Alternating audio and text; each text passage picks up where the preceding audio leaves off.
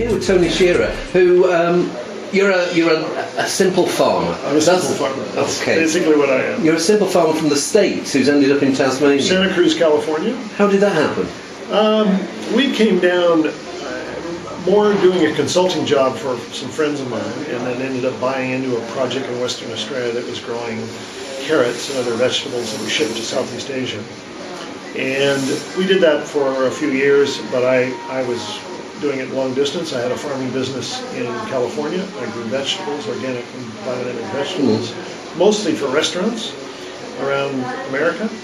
And some friends asked me to go to Perth in Western Australia and set this up, train a manager, and get this business on its feet, which was exporting vegetables. And my wife and I thought, oh, that sounds like a great adventure. We'll go down there for a couple of years, and it's turned out to be 20 long years, and one of the greatest decisions I ever made, because I got involved in the wine industry in WA by becoming a consultant for Kate Mintel and Cullens on organic production when they made a conversion of some of their vineyards to organics. But how long have you been in Tassie? In Tassie, we bought our land for the vineyard we have in 1996. And I've lived here since 99, so 11 years. Now, your main wine label is Frogmore Creek, but you're also involved with several others. And it looks like you're drawing fruit from several parts of Tasmania. Pinot Noir seems to be the thing that Tasmania is mad on at the moment. How would you describe the difference between Pinot Noir from different corners of Tasmania? Well, there certainly are differences. Tasmania is one GI, so we don't really distinguish. But there are warmer areas, cooler areas, areas that get frost. So if you start in the north, the Tamar Valley is one of the premier areas in Tasmania. And it is warm, generally very warm. It's along a river, major river. On good vintages, they have some spectacular fruit. And most of the wines up there, there are people that make Pinots, of course, in very different styles. But the fruit up there is very clean and pure, as it is in most areas of Tasmania. But I think what happens if you move then in the north, if you move east towards Piper's River, much cooler. A lot more wine fruit up there goes into sparkling base, so a lot of Pinot goes into sparkling base up there. But the dry Pinots are very elegant.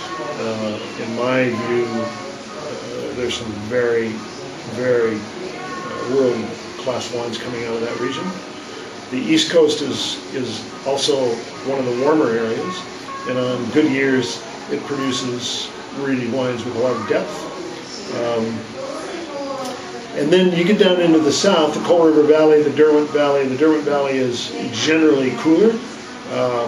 Coal River is again a little warmer than some other areas. But it all depends on vintages, of course. For instance, in 2002, 2003, we picked Pinot Noir at Frogmore Creek at full ripeness in mid to late April. 2004, we picked the 1st of June. So huge difference. Huge difference. So 04 was a challenging year. There wasn't a leaf on the vine when the fruit came off. You're just pushing it to get it right. And what do you see happening with Tasmanian Pinot at the moment? Are you seeing a true vineyard expression, or is it still that the winemakers here are very new to working with their vineyards and they are still finding their feet? I think that's the latter, what you just mentioned. I think that's going on. There's a lot of new winemakers coming down here. When I say new to Tasmania, there have been people like Andrew Peary and Andrew Hood, Julian Alcorso, people that have been around here for a long, long time, and they know the fruit, and they've been through a lot of vintages, and I think that's what it takes. But a lot of very good young winemakers here now doing a phenomenal job. And it's all about style. It's what style do you want to make? And I'm a firm believer. I think Pinot is one of those wines that you can make it in any style. You'd find a group of people that want to drink it. So there are bigger style wines, big fruity wines. There are very elegant, soft, subtle wines. We're experimenting with a lot of different things here. Some, certainly wild yeasts and whole bunch fruit and that sort of thing is going into a lot of these wines, and we're finding our way. And I think that that's going to continue. And I think what's really good for Tasmania is that we're starting to get a lot of small, when I say small, probably people that are making under 2,000, 3,000 cases with their own style. They've got small wineries, small vineyards, and I think that's what we need rather than 3 or 4 people making 80% of the wine. We need more expression. I mean, we've just tasted our way through maybe 20 wines, and now I'm not trying to butter you up, but your Frogmore Creek Reserve, it had a wildness and a off-the-wall character. It felt like it hadn't been made by a control freak. It had been felt like it had been made by someone who was just trying to push the envelope that little bit further. And I thought it was one of my favourite wines here. What were you doing with that? What happened? Well, that was a wine. What didn't happen? What didn't happen? Well, it was a funny thing because I'm not a winemaker. I'm a viticulturist. As I said, I'm a farmer. In 2006, my idea was just to make a small amount, 2 tons actually, of fruit that we'd make wild yeast and make it at the vineyard, where no yeast has ever been. So we made it outside. It cold soaked for 12 days, I think, 13 days before it took off. It went right through, but it was all natural yeasts. And most winemakers, that's not their idea of winemaking. We have a great winemaker at our place, Alain Rousseau. He's obviously French. He does things, in a French manner, but that's not one of the things he does. That's right. So, anyway, it was a challenging wine for them to accept, but in the end, it became our reserve from 2006, and I love it.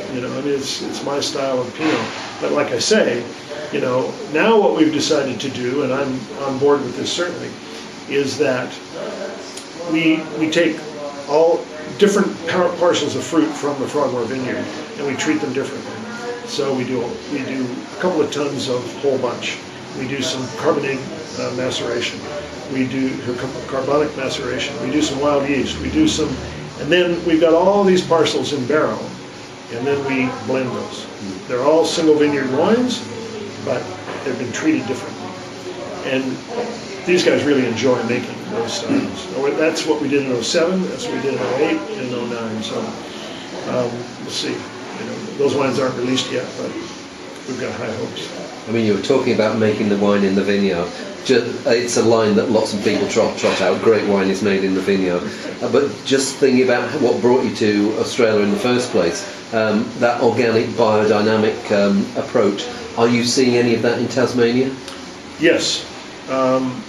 We were the first certified organic vineyard in Tasmania. We are no longer certified. We had a year from hell with weeds that we just couldn't control any other way, so we had to use an herbicide. All our other practices are still organic, but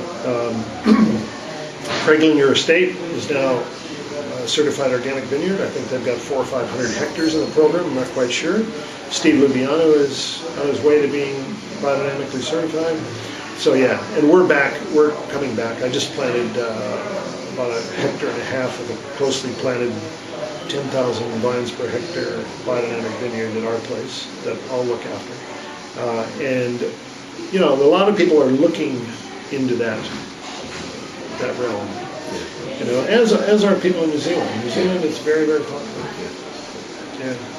Tony, that was great. Thank you. I'm going to go and have a glass of your Pinot now. Good. Thank you. Thank you very much.